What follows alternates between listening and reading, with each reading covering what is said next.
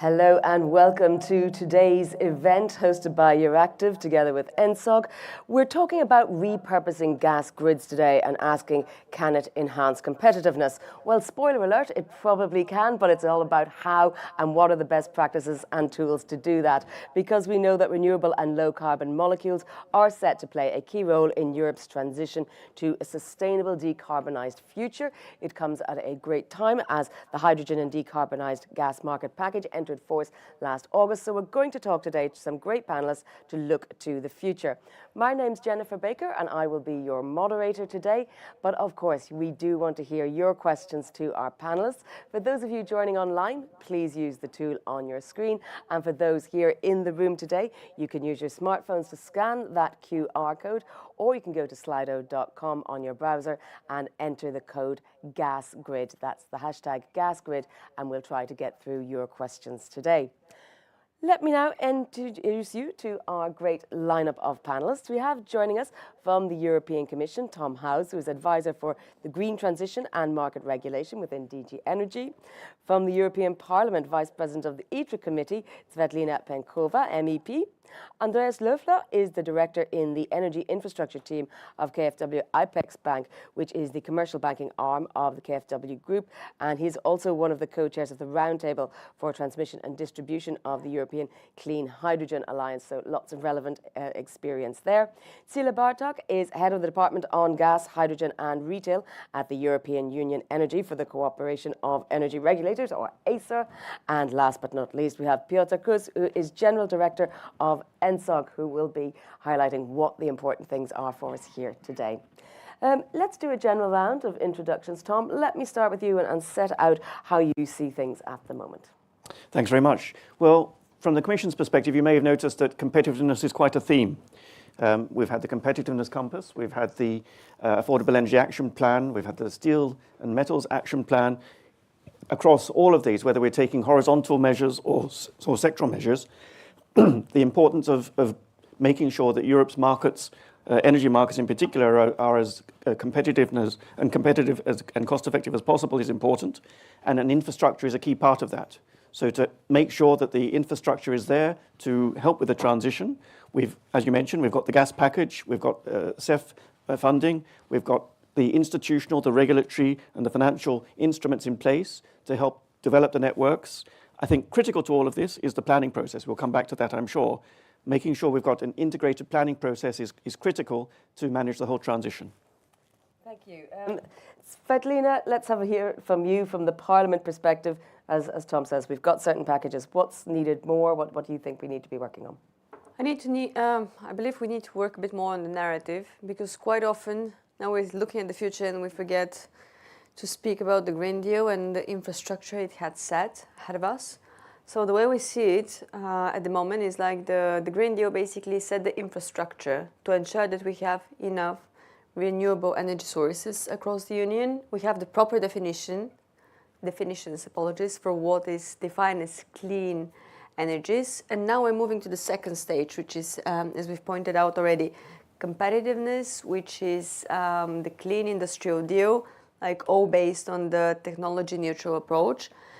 What's the key element in between those two stages of a long-term and full economic process is the infrastructure to ensure that everything we have built as a result of the Green Deal is connected in terms of like proper infrastructure. Like we have a connected electricity grid and we have a connected gas transmission infrastructure in order to ensure that all different parts of the Union are well collaborating with each other. And once we ensure that this link is properly working, then we can actively move to the objectives of the clean industrial deal. So I think our focus at the moment is in the infrastructure in all shapes and form.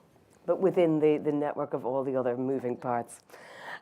Andreas, tell us a little bit about what you're working on and why you're interested in being here today. Not sure if the time is enough for that, but look, the thing is, I looked into the hydrogen sector now for quite a while. I'm one of the co-chairs, as you already mentioned, of the Roundtable for Transmission Distribution. And we delivered several, as we call them, learn books in terms of how the hydrogen economy could ramp up, how hydrogen infrastructure could be set out, and how it could all actually materialize and, well, turn from being on a PowerPoint presentation into something that is actually there and exists and works. I do believe we need to look at infrastructure in a way that it connects, as Svetlina pointed out, and that it forms a grid. I'm sometimes wondering if the focus on infrastructure is not maybe too narrow, because yes, we do need to focus on infrastructure, but also we do need to focus on where's the hydrogen actually supposed to come from that is flowing through the pipes. So I also attend working group meetings on, for example, the Southern Hydrogen Corridor, and the big problem there, or let's say the elephant in the room, is where do you get clean hydrogen from? Because in the end, you need someone to offtake your product, and as long as you don't have that offtake, there's no need for infrastructure, and vice versa. So I do believe we need to think of this in conjunction, and I personally also would need to believe that we need to think of not only a hydrogen grid but also a CO2 grid. So not sure if there's room for this today, but we can maybe touch upon that a bit later. Absolutely. Sila, give us the Acer perspective, please. So we have a monitoring perspective and a regulatory perspective. I think the monitoring perspective is very important. As Andreas said, we have to have a value chain perspective, and we have to see whether supply, demand is there, and in that order we would then sort of support to have a cost-efficient infrastructure. So that's one element. And then for monitoring, I would say we have a couple of good news, because we see that we are a little bit going forward. We see a couple of industrial level electrolyzers coming in Finland and Denmark. And we also see that in Germany there is a fill-up of a hydrogen repurposed pipeline. So that means that we are moving step by step ahead. And we think that this is very important, and this is what we should be doing. And Piotr, why are we all here today? What are we looking ahead towards? Well, I think we are here, and for me the starting point of this discussion is in fact that the fact that our continent has the best developed, interconnected, resilient and flexible gas infrastructure in the world. And I think this is a great asset for all of us, for the market, for the end users. Why? Because now it is serving currently to efficiently support security of supply, to support the security of the continent, the stability of the energy system, that we see how much it was put on the stretch at least last 3 years, and how flexibly it has reacted, how much it has also saved us from extra costs here, and how much we adjusted to the new challenges we have at stake now in the short term. In the long term, I think, and for the future, it is the great leverage we can use to go towards net zero. Why? Because these assets are there, they are available, and they can serve to be affordable and secure to go towards net zero targets. How? One reply here is this repurposing, because this is the way in which we can future-proof the existing assets in a very affordable manner. And of course, we already have, as it was mentioned here, the first foundations for that. We have the package, gas and hydrogen and decarbonised gases package that is already laying the foundations to adjust this infrastructure and make it serve for the future needs. And we as ENSOC, we are already looking at this future application of our infrastructure. Our members are already basing the projects on let's say repurposing of their assets to prepare them to transport hydrogen and other low carbon gases. ENSOC is also working in this reality to look how repurposing can take place. We have increasing number of hydrogen projects already since few editions of our TYNDP. So this is ongoing process which has not been started yesterday. It's already taking place. And of course, there is much more to accelerate in the future. We will touch upon that today, but for me, the main perspective is that basically we have to look how we are now addressing the challenges of our energy system, as it was mentioned by Tom here. So we have a lot of things to do in terms of competition. We have to look at how energy system, electrons and molecules are getting more interdependent and how we can then shape these infrastructures together between them. And I think this is the main goal for us, first to let's say accelerate with the regulatory framework for energy system integration, and then of course in the field to work closer together between all the energy vectors. Well, thank you. Tom, you mentioned competitiveness, but as Piotr highlighted, resilience is also important as well. So how do you see the security of supply? Because this is obviously a key point of resilience, the security of supply of all molecules during the transition and repurposing process. So how will the energy system integration concept be included in the future strategy of the Commission? Well, it's true. I mentioned competitiveness, but I would also say that security of supply is in the DNA of all the actors in this space. And that's why, as Piotr mentioned, that's why we have the most resilient and robust infrastructure literally in the world, whether it's electricity or gas. And on top of that, we know we're undertaking the transition. We've been very clear. We have a clear direction of travel. We've clear timelines of the type of transition we're making and what that will mean in terms of fuels and the switching between different fuels and the gradual low carbon development of different fuels. For that, we've had the gas package.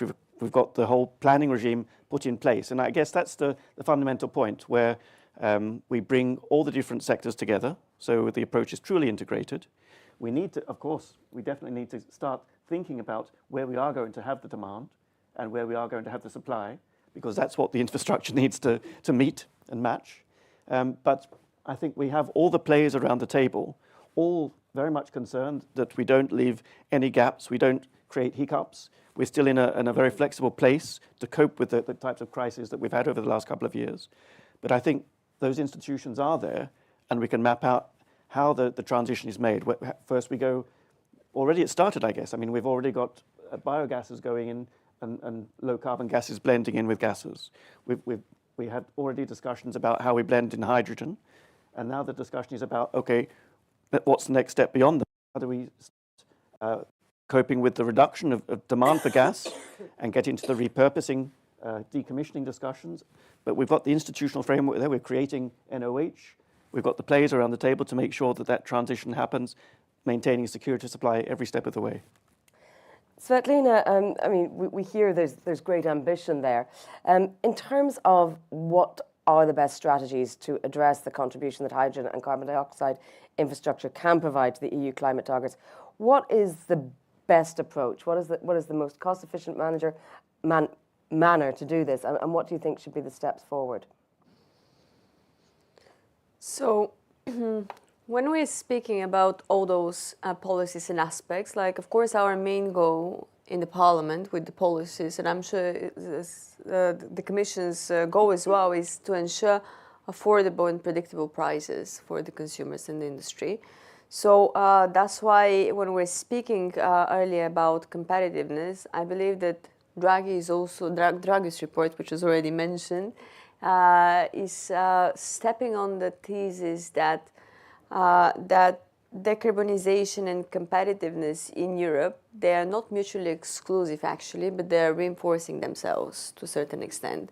So from that perspective, like the specific steps we've been taken to achieve those things, as we started with the Clean Industrial Deal, which was mentioned once more, like which is meant to ensure the proper infrastructure, like investment in that. We've seen that the Industrial Decarbonization Bank at the moment is having a fund of about 100 billion to be put into the field. We want to ensure that together with the infrastructure, we have the well-paid job, we have the working industry. Of course, to get to that stage, the neutral-based approach in terms of technologies and energy sources is key here, and I've mentioned that several times.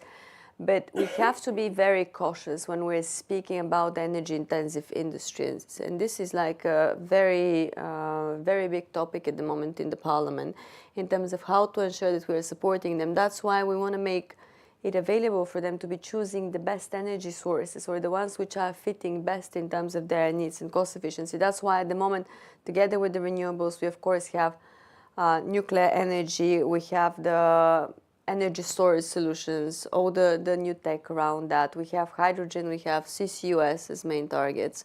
So having said that, like it's a cycle of choices to be made and policies that are ensuring the availability of as much as possible options. And of course, last but not least, now the recurring topic, it seems it's about simplifying the administrative burdens and like ensuring like faster and smoother permitting procedures.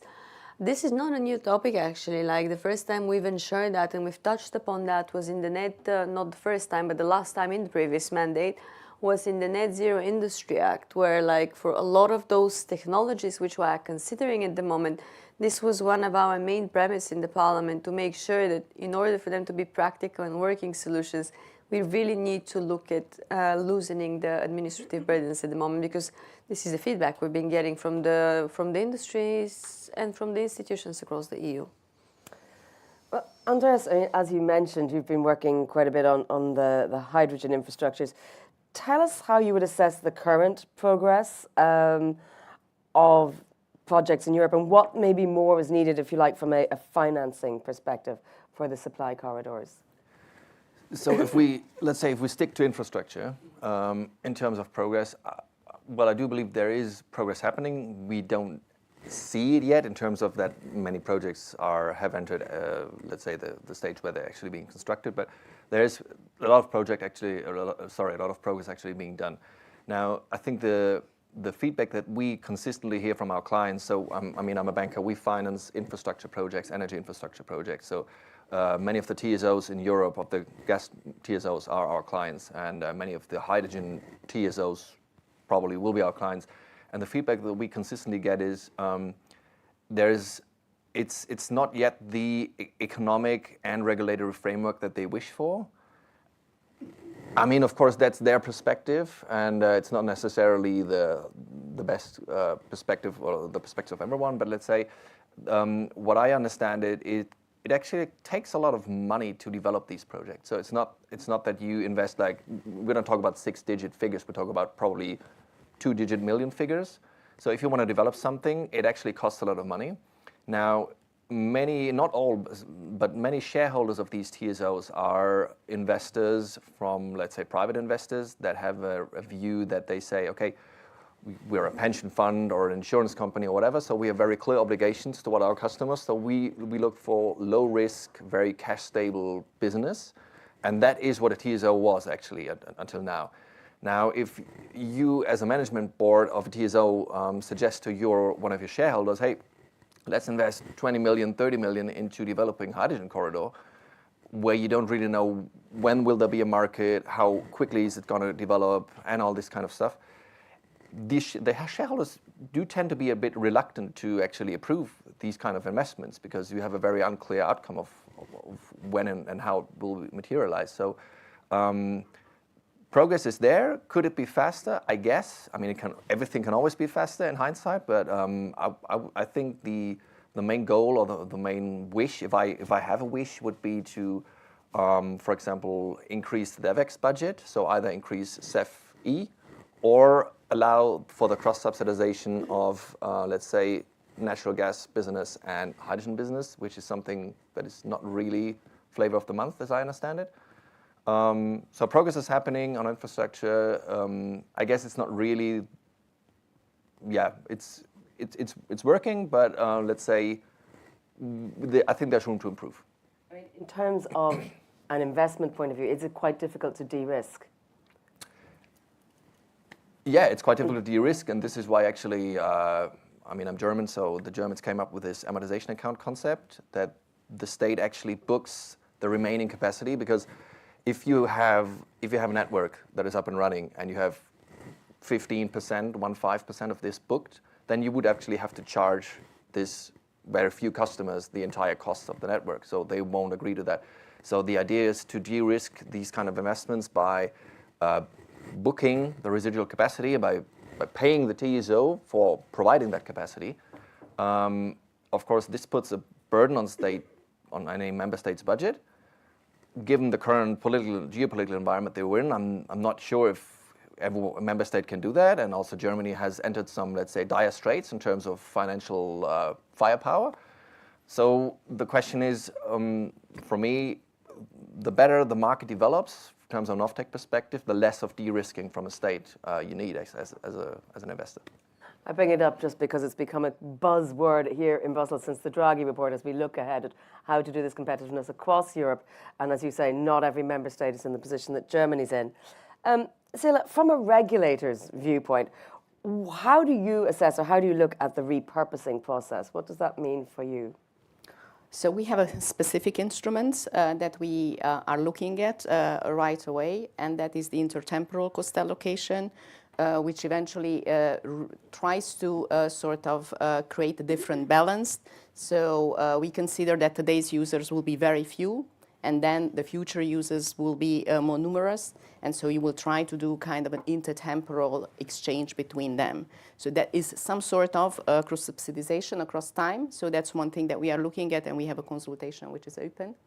Then I recognize what Andreas is saying, and I think there are many discussions that are going on, which goes a bit in terms of, you know, like how we would support these things financially.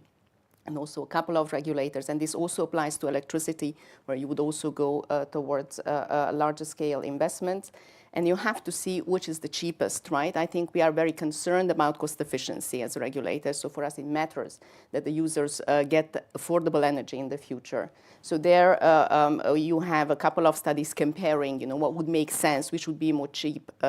It would be an amortization account with some state guarantees, or you should be using other financial instruments. And I think this should be something where we should make sort of joint efforts and work together with people who have financial expertise and people who have regulatory expertise to get to a very good outcome.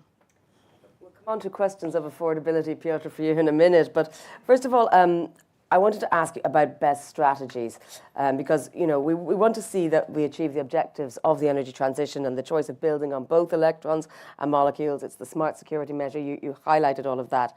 But you're working with the Clean Hydrogen Alliance Transmission and Distribution Roundtable, and together with the European Industrial Carbon Management Forum. So tell me about what would you say are the best strategies to address the contribution that they can make from the existing assets? Well, I would start maybe to echo some of the comments that were made here about how we are progressing with let's say concrete solutions towards developing this infrastructure. And of course, we are already starting as we talk to develop together with NOH, which was mentioned here, under stewardship of the Commission and together with Acer, to look at concrete best practices and concrete solutions that drive repurposing, let's say, in the practice in the future. Of course, we take stock of concrete measures and concrete recommendations throughout Clean Hydrogen Alliance. So we've learned books that already, let's say, I think facilitate and picture and let's say map the necessary infrastructures that are there. And of course, we are now at the moment that we need to operationalize. So basically, we have the package. Now I think is the moment also that not only the market participants, the TSOs, have to, let's say, look how this new environment looks like. It's also very important for our regulators, because what was said here, any decision, any investment that is to be made by the infrastructure operator has to be scrutinized by the regulators, and they have to have tools how to accept them, how to see this hydrogen infrastructure repurposing or new projects being rolled out. So these are, let's say, concrete steps. Now, looking a bit broader, I would say there are many things that are. We talked about Clean Industrial Deal. Strategically, we talk about affordability, we talk about accelerator, we talk about the number of initiatives on the policy level that are very important. And strategically, I think that there is a moment now to let's say get out of this silo thinking about different types of infrastructure, that we look electricity, that we look natural gas, that we look hydrogen, CO2, low carbon gases. I think that we have to have holistic approach here with all energy vectors, and especially we would like to see that happening when we will discuss the new grids plan. We were discussing grids only via very, very, let's say, narrow matter, which is of course electricity infrastructure, which is of course here the main priority of our continent. But here, when we discuss that, we also have to address, as I mentioned, energy system integration, capture the flexibility issue, which is a big elephant in the room when we talk future challenges of the system. So how to basically build business cases around providing flexibility for the energy system, how to approach the necessity of storing energy beyond hours, beyond what batteries can do, but how can we manage long-term storage, how can we look at the seasonal storage. So I think strategically this is the moment where we have to have this broader look, and of course not only between the vectors, but also top-down, and this is what Andreas mentioned here. So basically, how can we build value chain approach around the infrastructure? Because infrastructure will be there. It's a long-term commitment. It's a long-term strategy, not the most expensive one if you look at the value chain. But then, how to build the necessary ecosystem? So how to join the off-takers? How to look at the producers? How can they get together? Because that it will make the business cases and let's say further development of infrastructure easier. So this is what we are let's say advocating for. Not to also forget about other important areas like, for example, CO2 transportation that is now essential to drive the hard-to-abate systems and decrease their emissions. Well, thank you. I see we have some questions already coming in, so please do keep them coming. Tom, one of them is very quickly addressed to you, and it's probably a quite quick one you can answer before we come on to something more. Asking from Marcel Jacquet, asking which forthcoming initiative is supposed to frame the EU gas grids repurposing? Is it grids package, flexibility and/or electrification action plan? Well, I mean, we're not starting from that's the thing to recall. We've got a lot in place which is already discussing these issues. And as we set up NCOE and the other hydrogen institutions, that whole discussion will carry on. But yes, at the same time, we're gearing up, which will come out forthcoming. And when there is a legislative need to tweak something, then that's the advantage we can take there. Similarly, on the electrification side, we've got a lot coming out. We've had the Affordable Energy Action Plan. There's a lot going on in terms of developing flexibility markets, getting the permitting right and so on. But again, we can come back to that as needs be in the Electrification Action Plan. And then we'll have the CO2 revision of legislation in quarter next year as well, that coincides with ETS revision. So there's many steps we can take advantage of when there's a need to do something. Okay, well, the other question I wanted to bring up, since Sila also raised it, is about affordability. And I'm also wondering, can you talk a little bit, Tom, about the role in lowering energy costs in the transition and how, whether integration of the sectors is the right approach for that and what the Commission can actually do? Well, I fear I'm repeating myself when I revert to the Affordable Energy Action Plan. I mean, there, on the permitting side, on the grid development side, on the market development side, the implementation, perhaps start with the implementation of electricity market design. There, when we get the flexibility markets, when we're developing the long-term markets where prices are stabilized through PPAs and CFDs, we're reducing spikes, that all these measures will ensure that we have a much more stable electricity market and electricity price. And that all makes electricity more affordable, more reliable. It's a form of de-risking to reduce that volatility. And so it makes electricity all the more enticing for industry and for others who need to switch to electrification as they decarbonize. Okay, Svetlina, a question then for you is, how do you see the industrial decarbonisation versus competitive needs, and with which technology options do you think industry should be provided? First of all, I would like to say that I'm very glad that the grid package is moving sooner to Q4, because it was initially announced for the beginning of 2026. And of course, as I've emphasized many times already, we think this is a rather urgent matter in order to ensure and to build upon all the policies In terms of competitiveness and industrialization, I think I've touched upon that already in my initial remarks, so I'm not going to repeat in terms of the technologies and everything. I would just probably emphasize a bit more on like the fact that we've mentioned hydrogen. We know that we have an extensive strategy there. We have the funding, and now we really have to be moving forward, building a properly working and competitive market when we speak about that, because hydrogen is definitely one of the technologies where Europe still has some competitive advantage, but this is not granted and this is not forever. So the regulatory framework is not going to be sufficient for that. So we really have to be stimulating a lot of the collaboration among the few member states who are much more ahead on the curve on that side. And I will touch upon, I will develop also on the topic on the CCUS technologies. Just a reminder, there we're trying to be very specific as well. So in the Net Zero Industry Act that we've agreed upon in May last year, actually, sorry, yeah, last year, it was basically the first legislation in the EU with like some specific targets when we're speaking about CO2. So like it's 50 million tons of CO2 injection capacity by 2030.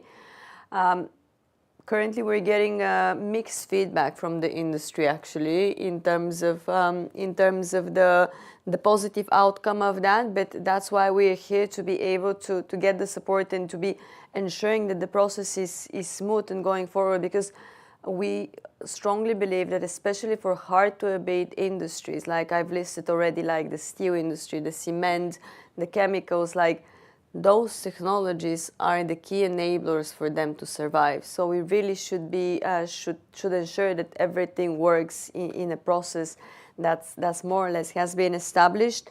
And unfortunately, we have to acknowledge the fact that probably we're working still with the limited resources, which is usually the issue. So we really have to be very strong in emphasizing the importance and the long-term need for public-private partnerships when we're speaking about that.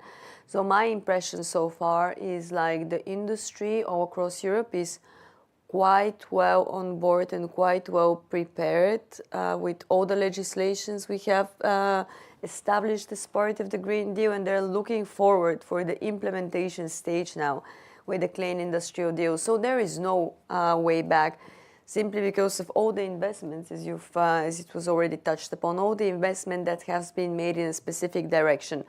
But we also have to support with a proper and a bit faster and probably simplified regulatory framework from now onwards.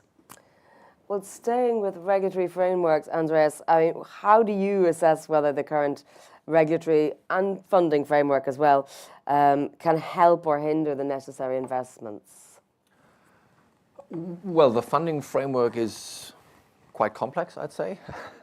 It's, as an outsider to Brussels, it's a bit hard to keep an overview actually on what is out there. I think there's plenty out there. The question is just how to tap, how can you combine it, and so on and so forth. So it's something that where I would advocate for a bit more simplicity, yes. But I do believe the funding itself, in terms of let's say, yeah, well, let's just put it, there's funding available, and it's good that it's there. I do believe, as I said before, from an investor's point, the development expenditures are quite high. So I understand why they are asking for a higher CEF budget, for example, or for higher budgets to get these projects from a planning perspective going. Regulatory-wise, how can I put this? I don't want to sound too undiplomatic. So I would invite to everyone in, I mean, we have an MEP, we have a member of the European Commission here. So my question was always be, is the regulation on, or why is green hydrogen so expensive? Why is it so expensive? And that this in turn means that you have a hard time finding long-term offtake at a fixed price, that you would actually need to commit to a certain project that produces green hydrogen. So if you look at the regulation of what green hydrogen is, to me this regulation seems as if it would be perfectly fitting for a market that has developed for 15, 20 years. But we're still talking about a market that is it still a baby or is it already a toddler? But it's certainly not in school yet. So this market is really only developing. And I understand the reasons behind all this. You want actually to have a net positive effect on climate protection.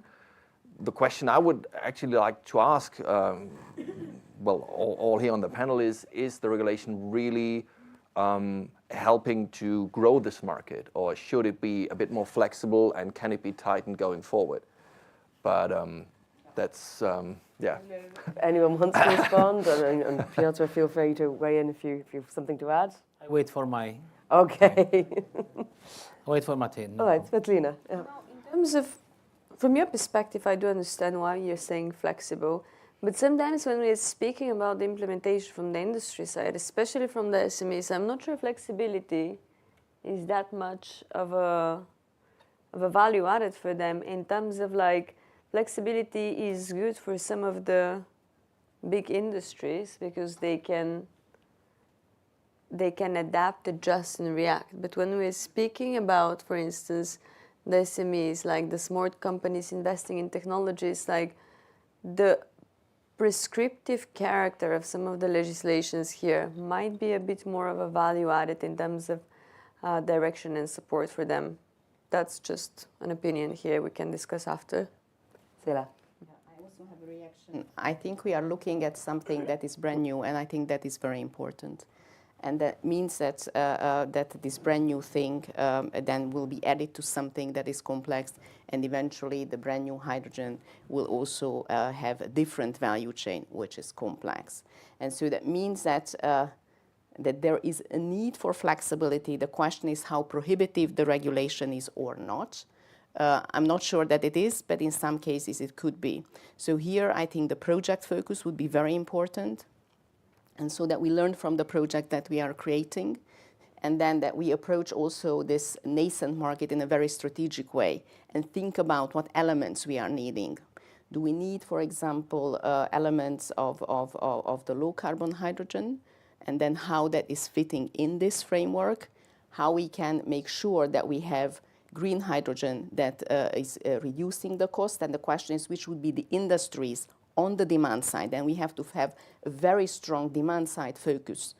So which industries from the demand side can pick up these higher costs, and that means that there will be probably an order in which the industry would go ahead and then sort of decarbonize. We cannot start across all the demand sectors. We may need to start with sectors that are able to eventually pay for premium hydrogen prices. And so that means that all these elements have to be put together. And the regulation is just one pillar here. The financing is another pillar which has some complexities. And then depending on where we are sitting in the European Union, we have different opportunities as well. It's also not necessarily good. So we should be looking at how integrated we are in terms of offering financial opportunities for those undertakings who are really, truly innovative. And this is the conundrum that we have to solve and optimize and learn from any experiences that we are having and bring those best practices forward so that we can accelerate this process. And in addition, so which priorities then that are, as you approach with the NSOG exercise to be delivered soon on repurposing principles, what are your priorities when you look to that? So what we are, I mean, we have a specific angle and a specific role, and then we have to approach it from that perspective. So from our perspective, what is important that we have a sensible solution in terms of repurposing. So that means that we would like to see a value chain perspective on the one hand, and then of course we would like to see that that is cost efficient. And of course we are looking at the tariff aspects, the governance aspects, and cross-border aspects. This is where we have to kind of create a level playing field and a meaningful structure. These are very, very technical, specific things, but this is what our job is. So we will deliver on our job. And of course, then we are also looking at, how the various projects are coming ahead. We are interested to see successful hydrogen valleys, and then whether we could learn something from those experiences. So again, what I was saying at the beginning, we have this monitoring perspective, what are the lessons learned, and then we have a very, very technical perspective that is to deliver practically the regulatory solutions that we are tasked with. Well, Piotr, coming on to you then, and I wanted to ask you about best tools that are available for addressing the systemic role of hydrogen in its intermittency curtailment issue, so and also long-term energy storage needs, because these are some of the areas that we find come up that need to be talked about a lot. Is there anything in particular that is still missing in terms of flexibility? Well, I already mentioned that, but before I go to this subject, maybe a few words about the round you had on the regulation. I would say not maybe flexibility, but we would say simplicity or simplification, and let's say maybe lowering the number of regulations. If you look at last 3 years at the number of regulatory initiatives that has been issued on the European level, it's really overwhelming even for the regulated companies as TSOs. So basically we already see that there's a number of regulations that have been enacted, and of course we see now that even in some documents now from the Commission side, that there is a call for, let's say, more pragmatism and let's say revisiting some of the solutions that have been made. On the top of that, if it's simplification, less regulation, is also the timing. You know that we are waiting, and I think that many of the market participants are waiting for the regulatory clarity about how to produce green hydrogen, how to produce low carbon hydrogen, because this is basically deterring them from making investment decisions, which is also then postponing all the, let's say, activities around the infrastructure developments. Of course, it's not making it easier for the developers here. So I would say that this is this call. On what you mentioned, I think I wanted to take it from the perspective how to turn it into discussing affordability. So how to discuss it to make the cost of the system lower and more accessible to all the users. So first of all, if you take advantage of this infrastructure that I said at the beginning, if you make an investment, you make it at the fraction of the new one. So you invest 30, if you repurpose in existing infrastructure, you can save up to 80% of the new investment capex. I'm also we look also from the angle of let's say facilitating and making the processes faster. You already use the existing corridors for infrastructure. You use existing right of way. In comparison to the electricity assets, you are also having much more simplicity to put the infrastructure which will be ultimately on the ground, so you don't risk to have really lengthy procedures of let's say looking at overhead cables, which of course the investment process is longer and longer, and then you cannot, let's say, use fully this build for speed, a need for speed to build in this speedy manner. When it comes to cost saving, I think of course we said about energy storage, energy flexibility, but here the simple thing, and I base here on the numbers given by Acer. So only in 2023 we had 12 terawatt hours of curtailments in Europe, and systemic cost per year is 4 billion euros, and it's going to grow exponentially once we add up the renewable capacities intermittency. So this is the answer. If we have solutions that are basing on molecules, on hydrogen, that we can really let's say harvest this energy that is otherwise wasted or curtailed, this is the systemic cost that we can offer to the users. And then finally, on energy density, 1 meter diameter hydrogen pipeline can transport the energy of 15 overhead large-scale cables. So these are the efficiencies, and these are the, let's say, savings that we can deliver only when we look in an integrated manner to the system development, because basically multi-system approach can find the synergies, not basing all the things on one system. Tom, did you want to react to anything that you've heard from the previous panelists before I go to some questions from the floor? Thanks. Yeah, I think, well, all the key words have been mentioned. I mean, the simplification, clearly the Commission is seized at the need to review the plethora of the regulatory framework out there, and to simplify wherever that's possible. That's in everybody's interest to do that, and that's underway. Similarly, in terms of affordability, Piotr is right. Already now, gas plays a critical function, ensuring stability in the electricity system and keeping prices stable in that sense. And decarbonized gases can play that role in the future in either, well, wherever it's cost effective to do so. So I think the affordability issue is fundamental throughout. It's a necessary part of maintaining competitiveness while decarbonising, and we do that with the simplest, clearest regulatory framework we can manage. Well, I think, yes, I mean, very clear, and I don't mean to make you repeat yourself every time, Tom. So Eddie Van Boel is asking, as gas grids are being repurposed, we may need mass balancing and or book and claim schemes to allow cost-competitive transport of low-carbon gas options. Currently, the regulatory framework for such schemes is still lacking. How will or should this get addressed? I think we've touched on this already, but anyone like to take that? Tom? Okay. I can start. I mean, we've got the renewable hydrogen delegated act out there. It's demanding, but the other part of creating a new market is that is the credibility of a new market. And we've seen in the past the risks and the skepticism of trying to develop a market when there are fears of greenwashing or not a true product being developed. So that's why we're quite robust in terms of the first definition of green hydrogen, of renewable hydrogen. When it comes to low carbon, other forms of hydrogen, that delegated act is in the pipes. We've said, we announced, I think it was in the action plan, if I can remember correctly, Steel and Metals action plan, that this will be coming out within the next weeks. So we'll have clarity there as well in how that will be, how that's to be managed. Yeah. Anyone else like to tackle this one? Okay. Alice Bulge is saying rather, not all corridors can be developed in parallel and simultaneously.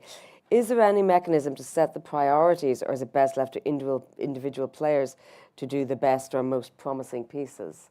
What are your thoughts on that, Andreas? My view as an economist would be let the industry players do whatever they think works best. I mean, these projects are very complex projects, not only because of they stretch across different countries, so you have different authorities and different regulators and different ministries involved in different planning, permitting procedures. But I mean, it also means that you have to get the hydrogen from somewhere. So if you look at the southwestern corridor, or let's say maybe the southern corridor is a good example, the hydrogen is supposed to be produced in Algeria and Tunisia. In other parts, for example, the northwestern one, you could think of it being imported from overseas. So I think it's best to have the industry players themselves look into that, where they think is actually something feasible, and then do their work, which they're very well prepared to do. Your thoughts on this? Well, first of all, of course, we have a number of different projects, and of course we analyze corridors. As NSOC, we can only say that we play here in this process, which is apart from, let's say, being driven by the market and by the promoters. This is also projects that is encapsulated in the TENI policy, where you see different corridors that are developing. And here I can only say that we are acting in our role of trusted advisor, where we have strictly prescribed role to analyze impartially all the developed projects against the set of the criteria together with under the stewardship of the Commission. So, of course, our role is to meticulously map the projects, collect them, and provide the best, let's say, fact-based evidence and analysis to the let's say policymaker when it comes to the, for example, their support in the PCA process, and of course this is from, let's say, this policy support, infrastructure policy support setup. And of course, apart from that, we look thoroughly about how different corridors around supply centers and imports are being developed. Tom, you wanted to add something? Thanks. Simply that it's not for one individual player around the table to be pushing this forward in isolation. By all means, project developers should go forth, but that needs to be done very much with everyone else being aware. We talk over and over of the integrated nature of this. We've set up the planning regimes, but this needs to be tabled. Everyone needs to be aware of what's happening for all the pieces to go forward together. So let's remember that we cannot be siloed in this. We have to have everyone aware. The planners, the regulators, the project developers all need to talk to each other. Svetlina, could concepts of overriding public interest, so anticipatory investments, no regrets, core grids, find support in the Parliament, not only with electricity grids, but also in the context of hydrogen and CO2 grids? Yes, they already are. Because when we said that at the very beginning, when we're speaking about infrastructure, we need to be looking at the whole picture together. And we started with that part that actually, in terms of connected infrastructure, when it comes to gas transmission, natural gas in the past, we do have a quite well-developed network. So when we're speaking about those processes in the future, from the European Parliament perspective, we're seeing like 3 major stages in terms of importance and in terms of need for investment. The first one is filling in the gaps whenever we need to ensure the connected infrastructure, modernizing the existing one, because I mean, even the purpose and the title of today's discussion is leading into that direction. Because, for instance, for hydrogen, we can use some of the existing pipelines or the newer ones that were built, and for the older ones, we need to do some modernization in terms of the infrastructure that we already have in place. So, first one, investing in new one, renovating and modernizing whenever it's needed the existing one. And last but not least, priority is to invest and reemphasize strongly on the exploration of critical raw materials and key raw materials which are going to be needed in order to achieve step 1 and step 2. And this is also a matter of knowing the strengths of each one of the member states and focusing on those. I'll take a couple more questions. I think we've probably answered them to a large degree already, but in case anyone wants to elaborate. Kelly is asking, how can the implementation of hydrogen corridors be sped up? I think you've suggested there are some of those as well. Anna Muller is asking, is the demand for green hydrogen being considered in an integrated approach amongst all member states? Anyone want to tackle either of those or talk about whether they are being integrated? No? Tom, I thought you might. I can always say something on this. The European framework, we're concerned that not enough of it has been implemented at member state level. So that's an ongoing concern, and it's urgent that all the different elements of the legislation or the delegated acts are implemented at member state level, and the institutions are set up. I mean, for instance, the gas package is not yet transposed. We need transposition to have the nominations for establishing NOH. So that is a bottleneck in the process. So for us, that's a key priority for member states to pick up. Anders, a question to you, again from Marcel, asking, what role do you see for low-carbon hydrogen to provide the necessary volumes, and what should be changed in the delegated acts to allow for both industry-scale production and competitive prices of renewable hydrogen? So I would understand that low-carbon hydrogen would probably what is being referred to as blue hydrogen. I mean, I work for a bank, and what we typically see are projects at the end of their development phase. So what we see is a project that is being planned, that is sometimes already being permitted and all these kind of things. So we get to see a full developed project. And so we're at the end of the pipe. That's what I'm trying to say. If you ask me now, do you see more projects in terms of producing green hydrogen or in terms of, for example, CCS, which would be producing blue hydrogen? I would say actually the latter. So I would believe low carbon hydrogen is just as good, and this is my personal opinion only, okay? So, but I would say low carbon hydrogen is just as good as just as good as renewable. Because what's the end game? The end game is to decarbonize. This is what we're doing this for. And if you can decarbonize with technology A and technology B and technology C, D, and E, why outline or outrule some of these technologies? I'm totally agnostic to how we manage decarbonization. The point is that we do it and that we achieve it. So in terms of low carbon hydrogen, yes, it could play a role to fill the pipes, absolutely. I do believe we have lots of capacity to store CO2. And I would even go one step further, and this is what I said at the very beginning. I always like to think of hydrogen and CO2 not as rivals, but as complementing each other. So,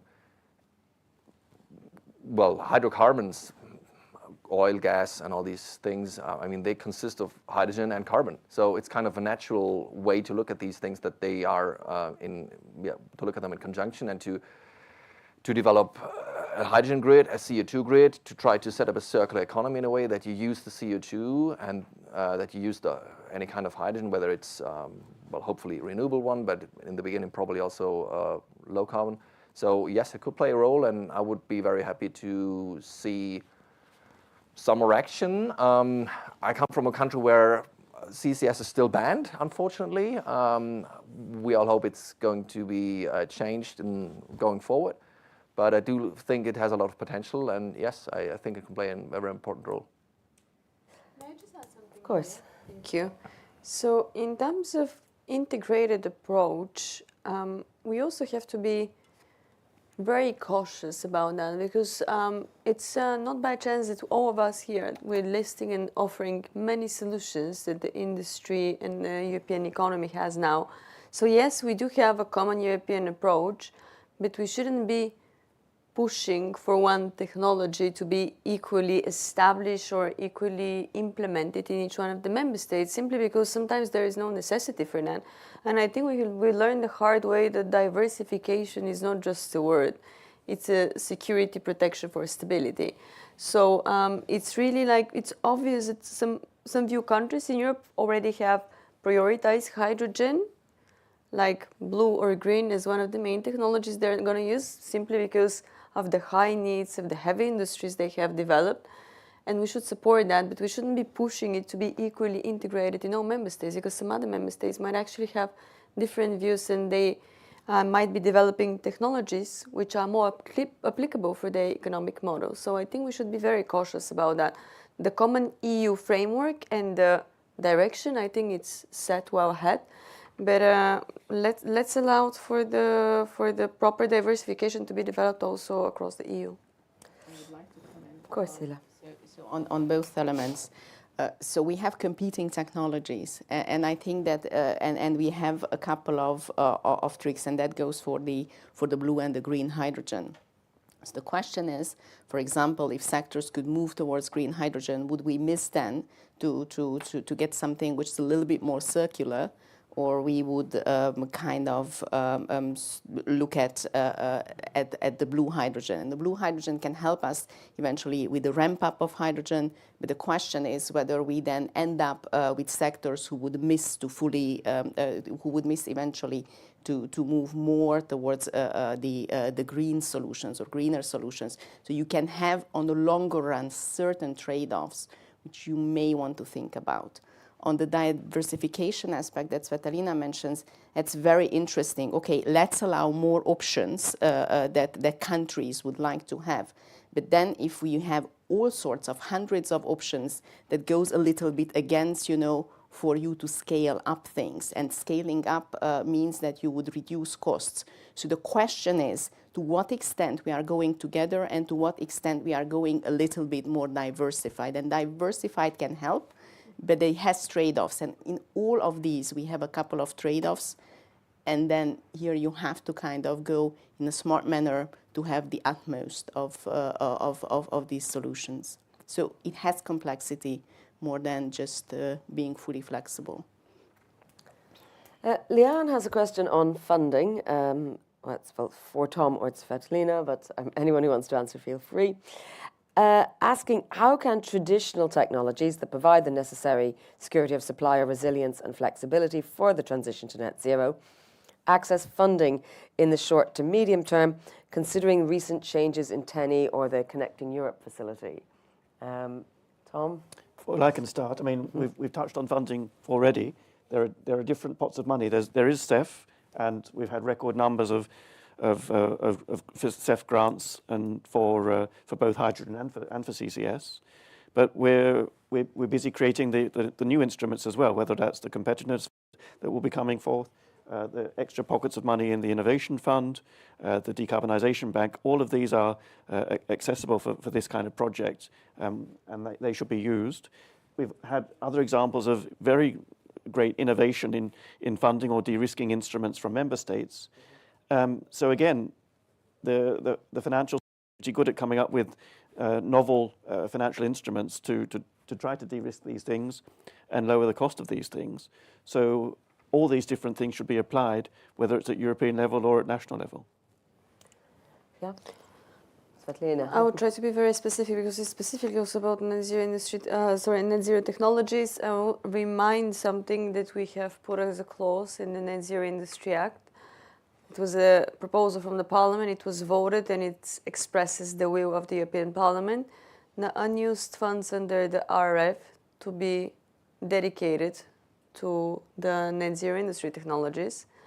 And at the moment, I was checking at the end of February, the RRF is about 51% of implementation with a deadline ending in 2026.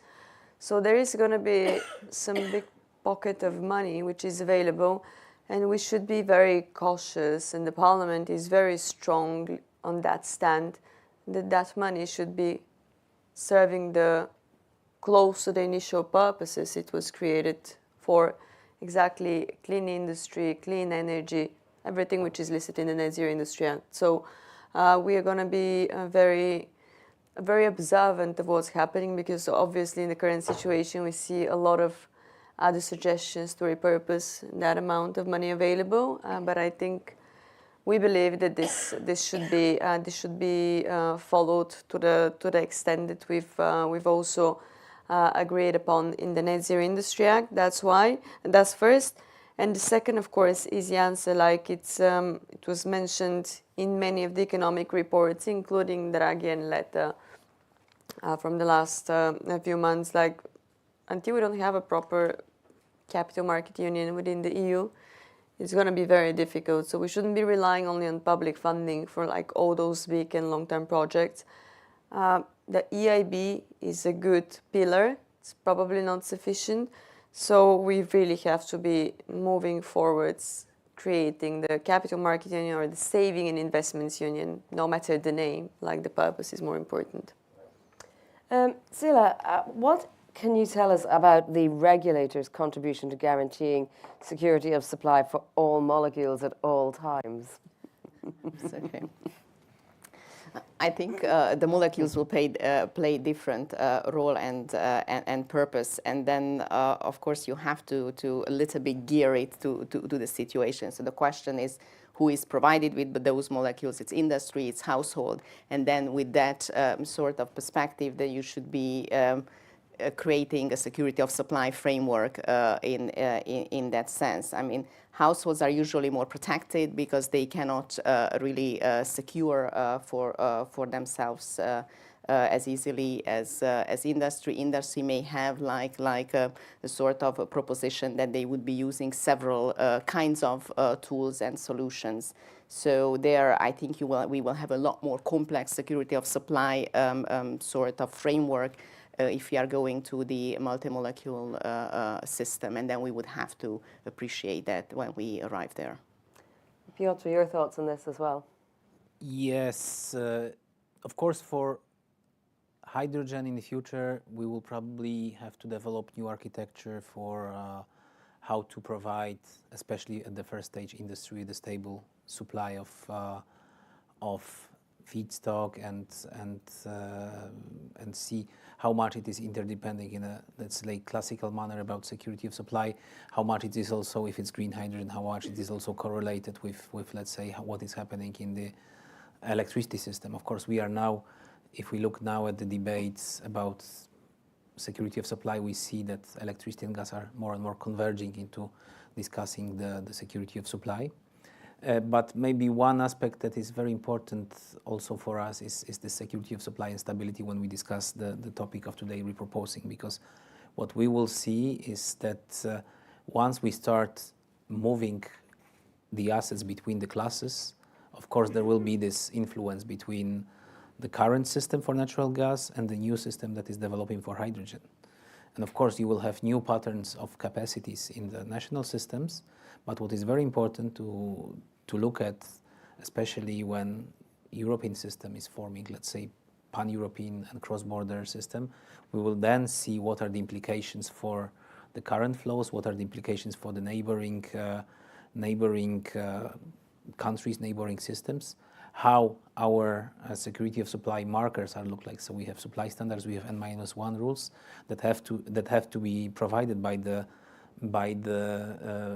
operators, and that will be one of the, let's say, very important factors that will influence our discussion and, we'll say, our current works about the future visions of this dual system that will gradually also become more and more hydrogen system over time. So I think it's very important to look at that one. Thank you. I'm going to squeeze in one last quick question, Tom, to you from the audience before we go to a final round of takeaway thoughts. Lucas wants to know, to what extent is the Commission considering the international compatibility of the delegated acts, particularly for third countries that need to adhere to EU rules for exports? It's definitely on the radar. I mean, we are anticipating an international market in hydrogen and expecting that to contribute to meeting our hydrogen needs as we decarbonise. And there are discussions, whether it's through UN discussions or through discussions managed by the IEA, on what those regimes will look like. So those are, I would say these are ongoing work streams and the issues taken on board. I think, and I do appreciate we've had a lot of questions, but we need to wrap up. So if I can take each person's just sort of takeaway thoughts, your key message that you would like people to go with. Tom, perhaps from you, a heads up for what, as you've already mentioned, we do see coming down the pipeline. Well, I mean, I'd start by recalling that most of the framework is there, whether it's the regulatory, the institutional, the administrative regimes for making all of this happen, for having the discussions about what the supplies are going to be, where they're going to be, where the demand's going to be, the infrastructure, and to repurpose the infrastructure. That framework is there. We can be having those discussions already today. Where there's a need to complement that, there's the various packages mentioned where we can pick up and improve the way the regime is working, including simplifying the way the regime is working. So I think we're on track for a smooth transition. Okay. Simplification is very much the key word coming out of the Berlaymont. Svetlina. We have the common view and approach that we need to invest in electricity, gas, hydrogen, CO2 grids. However, there is a more urgent matter we need to resolve. We spoke here about affordability and predictability of energy prices, but there is a bit more urgent matter to be addressed, and this is the fluctuation of the electricity prices across the EU. Because in a time when we have a difference between the north and the south or the southeast in Europe of a difference which is by a factor of 10, it's very difficult to convince anyone in the common EU policies and the solidarity and the common EU competitiveness when we still have a situation of member states competing among themselves based on the electricity price. So it's not just urgent, it's an immediate matter we need to resolve, and this could be resolved only first if we focus on the electricity grid connectivity. Andreas. Yeah, so let's say I would just keep it short and say keep it as simple as possible, to make it as affordable as possible, and to be as competitive as possible. I mean, the title was regarding EU's competitiveness. I do think we're in competition not only among member states, but we are mostly also in competition with, well, regions outside of the EU in an increasingly, let's call it, unfriendly geopolitical setup.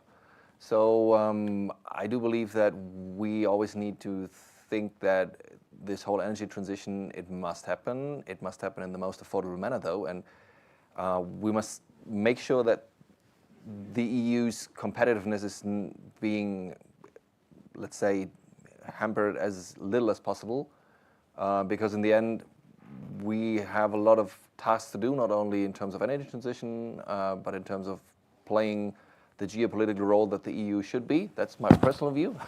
I guess that's probably a majority position. And yeah, keep things simple and be technology agnostic. Whatever works, let's do it. Sila? I agree with Svetlana that we need interconnectivity in electricity. So that's certainly an element, and it appears also in our monitoring work. I also think that realism is very important, and learning from the projects that we are doing, and that would help us to be more cost efficient. I think we should be transparent about the positive outcomes. Maybe this is also learning that we would need to do in the EU, and then we have to work a lot stronger on the internal market in many perspectives, and that can be either investment, capital, or eventually even the interconnectivity of the energy markets.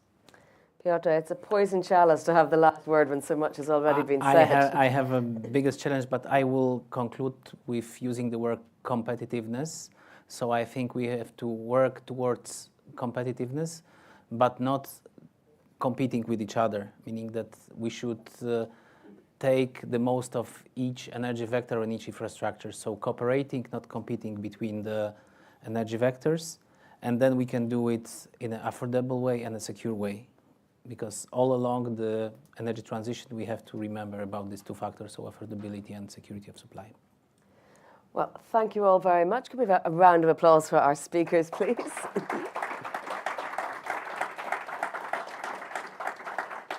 And thank you all so much, and especially those of you online for sending in your questions.